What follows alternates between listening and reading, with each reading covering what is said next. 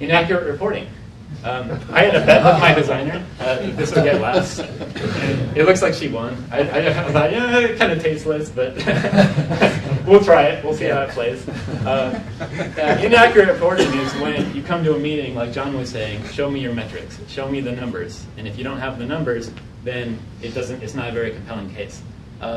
If you come to a meeting and you have like half the sales picture, like, we're doing pretty well in the past 90 days, but I can't really see the next 30 days. Like, we could do well, we could do bad. Generally in the past, we've done okay. So inaccurate reporting is something that CRM helps solve to the penny. You can know exactly what your revenue forecast looks like. You can know exactly where you're breaking down if you set it up right, if you customize. In general, metrics is what CRM does best. You don't have to worry about what's my close percentage between lead to sale. CRM can tell you if you set up the proper reports. So inaccurate reporting is a big reason why companies purchase CRM in the first place. Visibility is another issue. So it's like the opposite of inaccurate reporting, where maybe you have too much information, or the information's all there, you just don't know how to pull it down. Visibility is like when the information doesn't exist in the first place. A lot of companies purchase CRM and they use the standard fields. They use the fields that Salesforce or Microsoft gives you, and to say, well, okay, we'll call them. We call them inquiries in our business, but they call them leads. So we'll change. We'll just follow what they say and call them leads. We don't enter the custom information that requires us to capture the valuable parts of our business. So if you're a manufacturer, you might like to know who your customer has bought from in the past, how much money they spent with them in the past, what products they currently own, maybe how old their equipment is, for example. That doesn't come with CRM by default. You have to build it. And it's not difficult. You just have to tell CRM, this is how I run my business. You have to manage it this way. So you add custom fields, you add different page layouts to get certain people the right information. That's when visibility becomes an asset rather than a liability to you. Databases, this is actually one of the top reasons why the CRM firms say that their CRM implementations fail. It's not us, it's the data. The data is a big problem because companies that have existed for 15 or 20 years, what they'll do is when they switch to CRM, they'll stick their entire database. They'll just take it out of Outlook, or they'll take it out of their old system and stick it into the CRM and say, well, that's done. What's next? The problem is that these databases are aging. You probably haven't talked with some of these customers in years. They've probably moved on to other positions. Maybe they're not even in your market anymore. Maybe there are new customers that you don't even know about yet. Data is a big problem, and it's not just limited to small businesses. In the Fortune 1000, Gartner estimates that 25% of that data is inaccurate. And this can be as simple like phone numbers and contact information that doesn't exist, or that's outdated, or perhaps it's revenue projections that are off because of the information that it's forecasting based on. And so databases is a big problem, and we're going to talk about ways you can solve this problem. But it costs businesses a lot of money just chasing down leads that can't buy from you, or customers that are no longer your customer, or perhaps even limiting your potential because the opportunity is much bigger than you think it is, but you can't see it. This is my personal favorite, and this is like one where you go into a company and you see Post-it notes all over the computer screen with all the vital information. You see all the leads that have come in that have been printed out on sheets of paper that are in a filing cabinet somewhere. And you go to the salesperson and you say, well, how are you doing this quarter? How many leads do you have? How many of them are qualified? What do you think, how many of those are going to turn into opportunities for us? And they say, hold on a second, let me check my filing cabinet. Or, I think I remember this guy. He called in on a Tuesday, right? He had a problem with his with his equipment. An example of this, I have a company that I work with that I manage online leads for them. And so they promote with Google on advertising, and leads come in through the web to the salesperson, and then the salesperson is expected to follow up with them to keep a track of which ones are real, how much value is there, which ones are going to turn into opportunity. And I kid you not, I have these meetings with them, and they pull out this stack of papers that are printed from the email that came in on the leads, and then they literally have scribbled notes that we're supposed to decipher as the managers to understand this is where this lead stands, this is how much, I think this guy's real, or I think he was sort of questionable, I don't think he's going to buy from us. And then we're supposed to assemble these reports based on just kind of anecdotal evidence from a salesperson. CRM is a very structured approach to this. So you put your information into the computer or into the mobile phone, wherever you enter your information, and it's there for everyone to see. it's not just limited to the salesperson and their recollection of how a sales call went. It's now logged, and anybody with access can access the information, run reports, and get the information they need. I've seen shoeboxes filled with business cards of people that they met at events like this. And that's no way to run a successful sales and marketing operation. There are much better ways, and we're going to talk a bit about that. Probably the most important, though, is the closing rates that you see in your sales operation today versus what is considered best practice. So there's a lot of numbers, and I said don't write these numbers down because they're going to be different for your business. But this is from a study by a third-party company called Implicit that does market research. And they queried B2B companies to see what are your close ratios between stage to stage in your sales process. So you have an inquiry or a lead. That lead probably has, and this is going to be different for your business, but that lead probably goes to some sort of initial qualification call. And then if that's good, they move on to maybe a presentation or like an in-person meeting. And if that's good, maybe they move on to a proposal or just talks of a proposal. Then there's probably some negotiation that happens after that. And then finally they go to a sale or no sale decision. And then the process repeats itself. Well, you have to know your metrics from stage to stage in order to manage that effectively. So a lead to an opportunity should be around 46% of the time. Half of the leads that come in, they're not all going to be qualified for you. You're going to have to throw some out. That's just the nature of doing business. But if you can get close to 40 to 50% of those to move on in the stage, you're doing well. But most B2B companies, or at least the ones that were polled in this survey, are seeing about 13%. Know your numbers and then measure them against best practice. This is where you identify the defect, if you will, in the sales process. You identify what is the biggest constraint to my process right now, what's limiting for me from making sales, and then you focus all of your effort on fixing that one problem. And then you move on to the next problem. And then you'll find out that the biggest problem then is at the start of the funnel, so you have to fix that. It's always moving. There's always going to be a limitation to the system. A system is a series of predefined value-added steps towards a predetermined goal. And one of those steps at any one time is going to be your constraint. So knowing what those numbers are is going to help you identify what that is. And now, I'd like to talk a bit about the 6 reasons why CRM fails. This is a presentation I give often to groups of CEOs when they have a CRM system and it's not working for them. Or they say that, well, I'm supposed to be getting 33% of increase in sales, but all I'm getting are complaints from my salespeople that I'm trying to police them. And they wonder why it's not working. So I'm going to cover these 6. I'm going to try to give you some examples of how these are used in the real world and how you can get out of them when they occur. So the first problem is planning. Most companies get into CRM without really any kind of inkling of what it's going to take to succeed. It's like this picture is where you just kind of, oh yeah, let's go, look a crowd, let's join the crowd, what's going on? Oh, this looks like fun.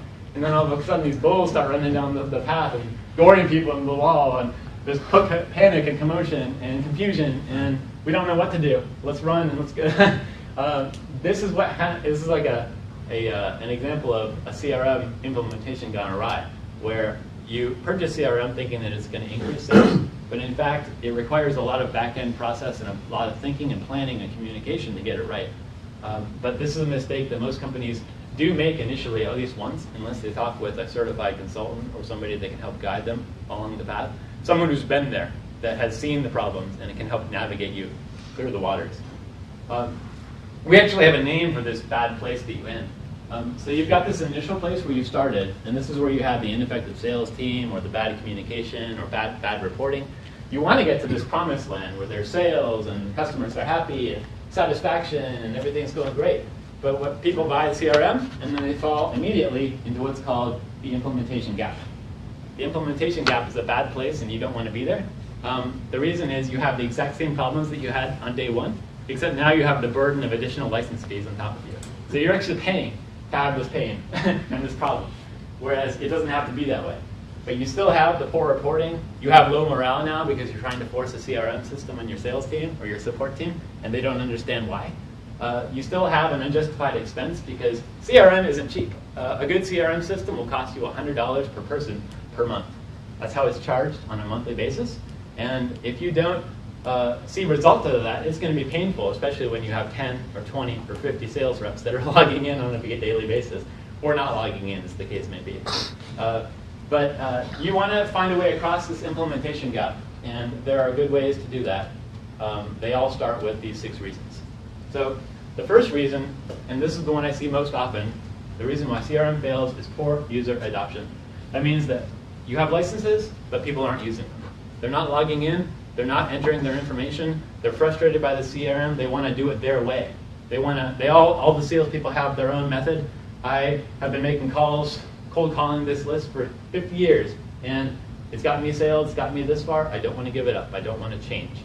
Change is a big problem with CRM. It requires change.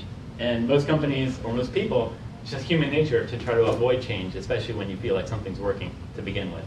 An example of this is a company that am working with now is now on their 3rd Salesforce implementation. Their first 2 CRMs were different, and they went about it in odd ways. So they have 19 sales reps. They sell in the hospitality industry. And they, first of all, the first time they were sold on CRM, I don't know how it went down, but CRM is going to give you improvements. You should buy it. And so the CEO says, yes, I'll buy it. We'll try it out. We'll see how it works. They buy CRM. They say, here's CRM. Here you go, salespeople. Close some deals.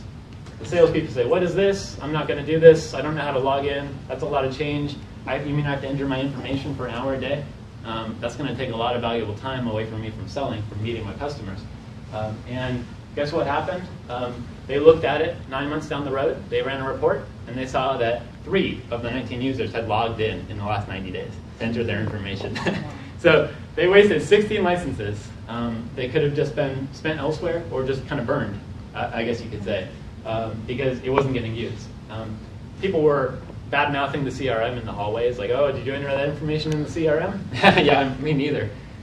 There's bad morale that comes out of that, and the likelihood of a CRM actually succeeding after that is hard, because then you have an uphill battle to fight. Lack of support is another reason why CRM fails. So this is sort of tied to the user adoption problem, but lack of support is that when you have a CRM, it's a big change, and you need somebody who can drive it inside your organization. So if you're the CEO who bought CRM and handed it off to your VP of sales and said, here you go, close some deals, you need somebody who's excited about it, who can drive it within the organization. Sort of like a team of Huskies here driving without the musher. I looked this up last night. That's actually what they call them, the musher, the person at the end of the rope there. If you don't have it, it's just like a pack of dogs running around wild, trying to close deals, or I want to chase this opportunity. No, let's go to there, let's go there. You need someone who's excited, who's focused, who can tell people where to go, what to focus on, what that 20% is, and then get them excited and keep them going when CRM takes time, as I mentioned. It's going to be hard. It's going to be difficult because it's something you've never done before. But you need a plan. And the thing I like to mention here is that you're not going to get there. You're not going to get to the 32% increase in sales. You're not going to get to that increase in customer satisfaction without somebody slowly implementing new ideas over time. You don't want to drop CRM on somebody and say, here you go. You want to give them a small piece and say, look how much better this is making your life. You don't have to enter leads anymore. They come from the website and they go in for you. You don't have to chase down cold leads. We can automate that now. We can send communications. We can send email. We can schedule appointments for you. Look how much time that frees up for your day. You want your salespeople on the most impactful part of their day, which is actually meeting with customers, closing new deals. Any time that they spent outside of that, at the water cooler waiting for the next phone to ring, or entering in cold information, or dialing a cold database that nobody's tried, that you just purchased off the street, that's not an effective use of the time. And so it's about planning, it's about structure, and it's about introducing things over time and communicating with your employees so that they know the value of CRM, what it's going to do for your business. That'll get them excited, and that'll get them to buy in, and that'll get them to use the system. And then once they see that success, they're going to buy in, they're going to use it more often, and you're going to hit those 33% numbers that we talked about earlier. Information overload is something I see quite often. This is the third reason why CRM fails. And it's not that you don't have information in your business. You have lots of information. You know who your customers are now. You know who your customers have been in the past. You know where your leads are coming from right now. They're coming from somewhere. You know all this information, and it's probably recorded somewhere, maybe even in your CRM. But the problem is that there's so much information in that CRM that you've heard the term paralysis by analysis. That is what's going on here. It's like you don't know, you can't see, you see the forest, you can't see the forest with the trees. So it's like all this information is there. You have to find a way to carve it out so that you only get to the information that's important to you. There's a fascinating concept I've just been learning about recently called just-in-time learning. Just-in-time learning says that when you are trying to solve a problem, you don't need to know the whole picture. You only need to know the facts that are pertinent to that specific issue at that specific time. CRM has lots of facts, lots of data, but you need to find what are called exception reports. Exception reports are the reports that get you just the information that you need and nothing else to make that call. So if you're forecasting revenue for a department, for example, you don't need to know what the other departments are forecasted. You only need to know what those reps in that particular division are forecasting. This is especially good for management. When management is dealing with so many different fires on the day-to-day basis, you can't just give them the CRM and say, here you go, here are the numbers. You have to tailor these reports so that it answers the questions that are important to them. Typically the metrics, the KPIs that they're after. They're all in your CRM system for the most part. We're going to talk about a case where that's not where it is possibly not the case. But there is a customer of mine that's in the legal industry that wanted to increase sales. And so they have this customer database of law firms that they've worked with in the past, some that they'd like to work with, that they aspire to work with. The problem is that the CEO imported, when they purchased CRM, they imported all of their customer database from the previous version of the CRM. And so no surprise, it didn't work out for them. There was just too much information to handle. It was intimidating to the users. They say, I don't even know where to begin. How do I even use this? And so it sat. The licenses sat unused. The reports were not generated. Nobody logged in. And it was just an expense and a burden. They brought me in to talk with them about, well, how can we turn this around? We're tired of writing the checks for CRM and having it not do anything. We'd just assume write the checks if it could increase our sales, like it could.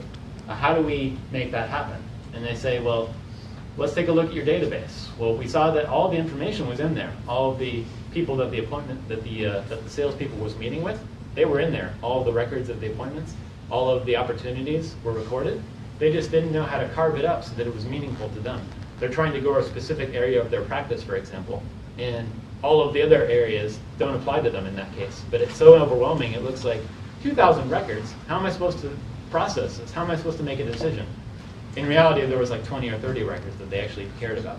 So exception reporting is something that you need to set up here, and that will help you cut through the clutter and get past that information overload.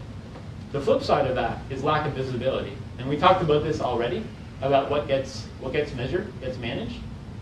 This is a situation where you have to ask yourself, can I run my management meeting from my CRM system? Think about all the different areas that you report on the Monday meeting or whenever your weekly sales meetings are. How many meetings are my reps on? How many appointments do they have this week? How much did they close in the last 90 days? How much is in the open opportunity pipeline, for example? Get this information, ask these questions, and write down these answers, and then build the reports to get you this information. And if you don't have it in your CRM, which is often the case, sometimes that information just doesn't exist. Salespeople don't log their activities during the week. You don't know where they are on a given day or how many opportunities they're on in the next 90 days. Get it into the system by customizing your CRM system to allow you to run your business the way that you want to run it.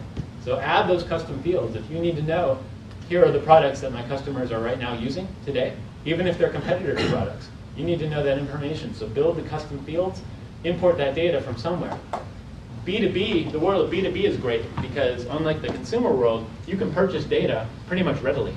From a list of companies, you can know who the management team is, you can know how long they've been in business, you can know roughly their revenues, because there are companies that dedicate their lives to researching this information, to finding it for you. And you can just simply purchase it through a list or a subscription. So you can get the data. It's out there somewhere, I guarantee it. Get it into your CRM system so you can use it, so you don't have this visibility problem. The fifth reason the CRM fails is underutilized technology. And CRM is very powerful, and it can do some amazing things. But when employees or salespeople are intimidated by a system and they have sworn off using it because it's too complex or it's a change that management wanted that they don't want to comply to, they want to continue hitting their sales numbers as they always have, you're going to see this, where there are better tools available to you, but they still stick on using the old tried and true system, even though you can literally prove that this is a better way to do it. They're still going to resist. And so underutilized technology, the biggest problem I see here is the lack of automation inside of businesses. CRM can do some amazing things with automation. So scheduling appointments, sending up follow-up reminders to your reps to attend meetings, sending thank you notes and thank you letters to your customers after you've met them, checking in on customers who haven't bought from you in the last 90 days. Say, hey, we noticed you haven't bought from us in 90 days.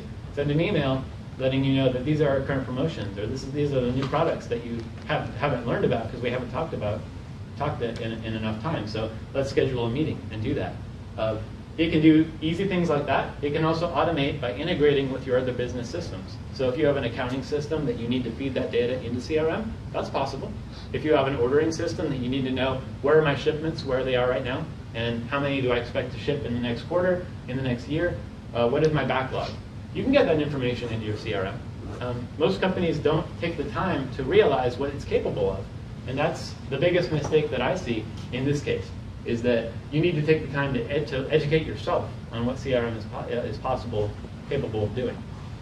The great news is that these CRM companies will bend over backwards to show you demos, to tell you case success stories of customers that they've had that have used CRM to do amazing things. So the information's out there. You just have to have the foresight and the proactiveness to actually go out and do it, to find it, figure out what can CRM do. Talk to your business groups that you belong to about how they're using CRM. It's going to give you some ideas. A powerful idea that you can take away from this today is find a group of like-minded professionals that share your title or are in your industry, and talk about what they're using and how they're using CRM systems. You may find that you're the leader in the group, and that's fine. But if you're not, you can probably take away at least one piece of information from them. A nice case study here is I have a company that they have leads coming in from their website, and they enter them in manually. Every time a lead comes in, it comes in through email. And they call up the customer, they call up the prospect, and they try to qualify them on the phone right then and there. They take down their notes on their Post-it note or on their shoebox full of business cards, wherever they keep their information, and then they file it away for the next time they want to call on a rainy day. But in fact, website integration is one of the first things you should do with your CRM. Now, I don't know if you get a lot of business from your website, but I guarantee you that people are using it. An interesting fact is that most B2B purchasing decisions nowadays are at least influenced by the internet. So these customers, like I told you, that access to information has shifted. Well, they're going and looking up this information about you before they even talk to you in the first place. So they know about your company, they know about your products, they know about your competitors and what their prices are. So they have access to all this information, and I guarantee you your website, even if you don't directly see leads from it, it's influencing the buying decision. So integrating the website by allowing leads to come in to your CRM automatically for you, to automate that initial first step. Hey, thanks for contacting us. Here's some information about us. Can we schedule a demo, or can we schedule a first meeting? Hey, I'm going to be. We see that our reps are going to be in your area in April. Can we schedule a meeting with you? Right then and there, it's going to be convenient for them. And so you don't realize what all it can do until you start exploring it. And I guess that would be my takeaway for this point. And then the sixth reason is data issues. And this is actually what the CRM companies will tell you is the number one reason. This relates to bad data, outdated information, basing decisions off of bad information. And this is great. This is great because it's all solvable. Data issues are problems where databases have gone too long without being contacted, or too long without being cleaned or cleansed. And CRM is great at this because, in fact, CRM is just one giant database. That's all it is. It's a lot of data, and then you have to find ways to extract that data so that it's useful to you. The thing to do here is to either take a quarterly approach where you do a diagnosis of all your data, you do an audit, in other words. Say, these are all the people that I haven't spoken with, these are all my lapsed customers, these are all the active customers. You're going to need a breakdown of where all your data is right now, and then you need a plan for contacting them. So they have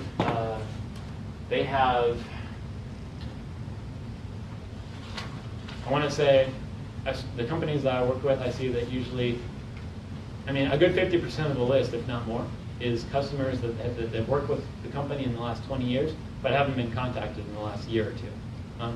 There is a lot of mining you can do in that existing data. And CRM is great because it can automate a lot of that for you.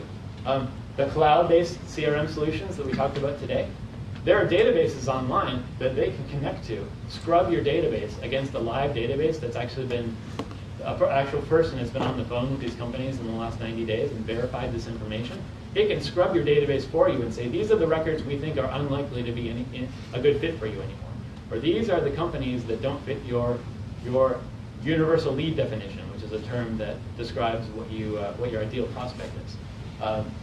It will clean it for you and actually run on an automatic schedule for you as well.